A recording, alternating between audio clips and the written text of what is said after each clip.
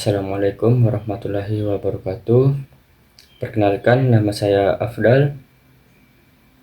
NIM 2024 0501 03 085. Fakultas saya Fakultas Ekonomi dan Bisnis Islam. Prodi Manajemen Bisnis Syariah kelas C. Analisis laporan keuangan. Analisis laporan keuangan atau financial statements analysis merupakan proses penting untuk mengevaluasi kinerja dan posisi perusahaan keuangan, memungkinkan pengguna laporan untuk mengambil keputusan yang tepat. Keputusan ini dapat beragam, mulai dari investasi, pemberian pinjaman, hingga strategi operasional dan pengembangan bisnis di era masa depan.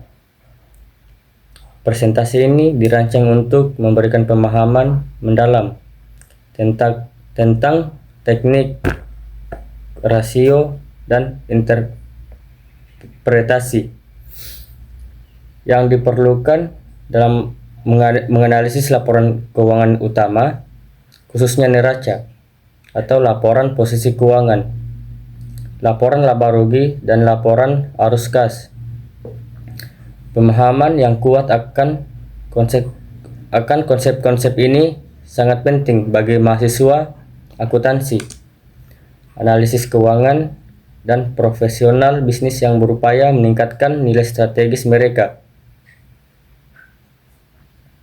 Yang kedua, pendekatan dan metode utama dalam analisis.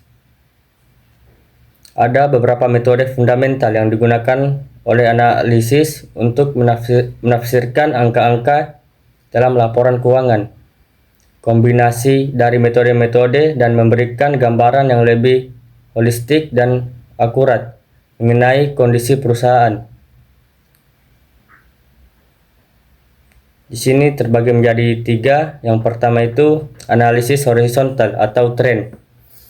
Membandingkan data laporan keuangan selama serangkaian periode waktu, misalnya 3 hingga 5 tahun terakhir. Tujuannya adalah untuk mengidentifikasi tren pertumbuhan atau penurunan dalam setiap pos, yang merupakan indikasi penting dari kinerja dan stabilitas operasional jangka panjang.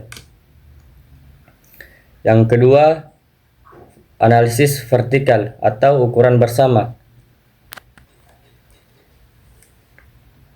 Setiap pos dalam laporan keuangan dinyatakan sebagai persentase dari bisnis utama.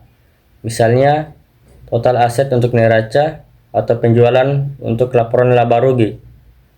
Ini menghilangkan dampak ukuran perusahaan dan memfasilitasi perbandingan antara perusahaan yang berbeda ukurannya atau perbandingan intra periode. Yang ketiga, analisis rasio atau rasio keuangan. Menghitung dan menginterpretasikan rasio-rasio kunci yang mengungkapkan hubungan antara pos-pos laporan keuangan. Rasio ini dikelompokkan menjadi likuiditas, solvabilitas, profitabilitas, dan efisiensi. Ini adalah alat diagnostik utama bagi analisis. Selanjutnya, neraca, snapshot posisi keuangan. Neraca atau laporan posisi keuangan adalah salah satu laporan keuangan inti. Laporan ini menyajikan aset, liabilitas, dan ekuitas perusahaan pada satu titik waktu tertentu. Persamaan dasar akuntansi, aset, liabilitas, ekuitas selalu menjadi prinsip utama yang harus dipenuhi. Memahami komponen kunci neraca. Neraca memberikan gambaran statis mengenai apa yang dimiliki perusahaan atau aset, apa yang diutang perusahaan, atau liabilitas dan investasi pemilik dalam perusahaan ekuitas. Aset lancar, sumber daya yang diharapkan dapat dikonversi menjadi kas atau digunakan dalam 1 tahun. Kas piutang usaha persediaan. Ekuitas pemegang saham. Klaim sisa pemegang saham atas aset perusahaan setelah dikurangi liabilitas atau modal disetor, laba ditahan. Aset tidak lancar, sumber daya jangka panjang, tanah, bangunan, peralatan, atau goodwill. Kemudian liabilitas jangka pendek, kewajiban yang jatuh tempo dalam 1 tahun, atau utang usaha atau utang gaji. Kemudian liabilitas jangka panjang, kewajiban yang jatuh tempo lebih dari 1 tahun, yang disebut utang obligasi, utang bank jangka panjang. Selanjutnya, contoh neraca, bagian aset.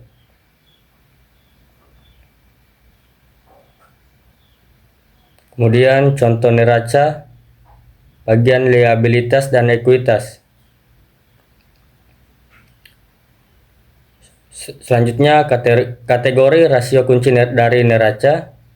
Analisis neraca berfokus pada 2 aspek utama, likuiditas, kemampuan membayar kewajiban jangka pendek, dan solvabilitas, kemampuan membayar kewajiban jangka panjang. Rasio lancar mengukur kemampuan perusahaan untuk membayar kewajiban jangka pendek menggunakan aset lancar. Kemudian rasio cepat mengukur likuiditas dengan mengecualikan persediaan, karena persediaan adalah aset lancar yang paling tidak likuid. Selanjutnya, rasio utang terhadap ekuitas menilai proporsi pendanaan perusahaan yang berasal dari utang dibandingkan dengan ekuitas. Selanjutnya, rasio utang terhadap aset mengukur presentasi total aset perusahaan yang didanai oleh kreditur. Materi selanjutnya, analisis laba rugi. Laporan laba rugi atau income statements menunjukkan kinerja keuangan perusahaan selama periode waktu tertentu, biasanya 1 kuartal atau 1 tahun. Intinya adalah bagaimana pendapatan dikonversi menjadi laba. Laporan laba rugi menyajikan serangkaian tahapan laba yang memungkinkan analisis untuk menilai efisiensi operasional, pengendalian biaya, dan dampak pembiayaan serta pajak. Contohnya ada 4, penjualan revenue, sumber pendapatan utama. Kedua, harga pokok penjualan COGS, biaya langsung untuk menghasilkan barang atau jasa. Ketiga, beban operasional, biaya yang dikeluarkan di luar produksi atau gaji, pemasaran, sewa. Beban bunga dan pajak, dampak struktur modal dan kewajiban fiskal. Setiap baris laba kotor, laba operasi, dan laba bersih menceritakan kisah berbeda tentang kinerja perusahaan. Selanjutnya, rasio profitabilitas kunci dari laporan laba rugi. Di sini ada 3. Yang pertama, margin laba kotor atau gross profit margin. Mengukur persentase pendapatan yang tersisa setelah dikurangi HPP, mengindikasikan efisiensi biaya produksi. Yang kedua itu margin laba operasi atau operating profit margin, mengukur laba dari operasi inti bisnis sebelum bunga dan pajak, menilai efisiensi operasional dan pengendalian biaya overhead. Yang ketiga itu margin laba bersih atau net profit margin, persentase akhir dari setiap rupiah penjualan yang dikonversi menjadi laba bersih. Selanjutnya, laporan arus kas, jantung keuangan perusahaan. Laporan arus kas atau cash flow statements seringkali dianggap sebagai laporan yang paling jujur karena menunjukkan pergerakan aktual kas, mengatasi isu akuntansi akrual yang mungkin menyembunyikan masalah likuiditas.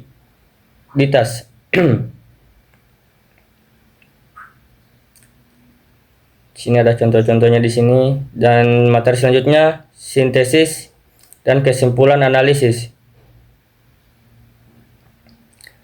Analisis laporan keuangan tidak lengkap tanpa mengintegrasikan temuan dari ketiga laporan, hubungan timbal balik antara neraca, laba rugi, dan arus kas harus dipahami untuk mendapatkan perspektif bisnis yang menyeluruh.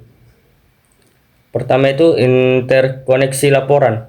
Laba bersih dari laporan laba rugi mengalir ke laba ditahan di neraca dan merupakan titik awal untuk arus kas dan aktivitas operasi. Laba yang tinggi tetapi arus kas operasional yang rendah mungkin mengindikasikan masalah kualitas laba, misalnya piutang yang tinggi. Terus yang kedua, fokus kualitas laba. Seorang analisis harus selalu membandingkan laba bersih dengan arus kas bebas atau free cash flow (CFO), pengeluaran modal. Selisih yang signifikan dan persisten antara kedua memerlukan investigasi lebih lanjut terhadap kebijakan akuntansi perusahaan. Yang ketiga, implikasi strategis. Hasil analisis rasio harus digunakan untuk menilai posisi perusahaan relatif terhadap pesaing dan rata-rata industri. Hal ini membantu dalam merumuskan strategi untuk meningkatkan efisiensi, mengelola risiko, dan memaksimalkan nilai bagi pemegang saham.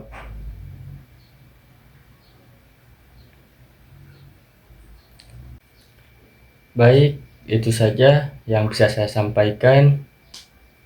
Saya ucapkan wassalamualaikum warahmatullahi wabarakatuh.